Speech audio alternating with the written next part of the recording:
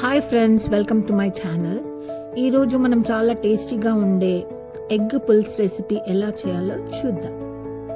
ముందుగా ఒక కడాయిలో నూనె వేడి చేసి అందులో 2 తరిగిన ఉల్లిపాయలు వేసి అవి కాస్త వేగాక ఒక 1/2 టేబుల్ స్పూన్ మెంతులు, 1 టేబుల్ స్పూన్ జీలకర్ర వేసి గోల్డెన్ రంగు వచ్చే వరకు వేయించుకొని పేస్ట్ చేసుకొని పక్కన పెట్టుకోవాలి.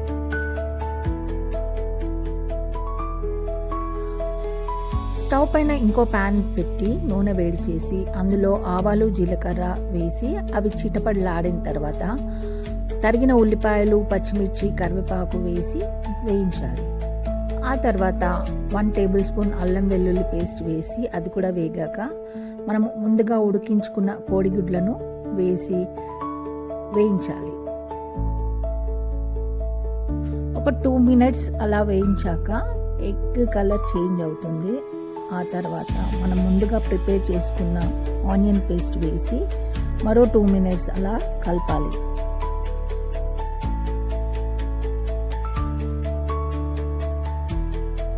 ఇప్పుడు చింతపండు రసము, రుచికి సరిపడా ఉప్పు, కారం వేసి 5 నిమిషాలు మరిగించాలి.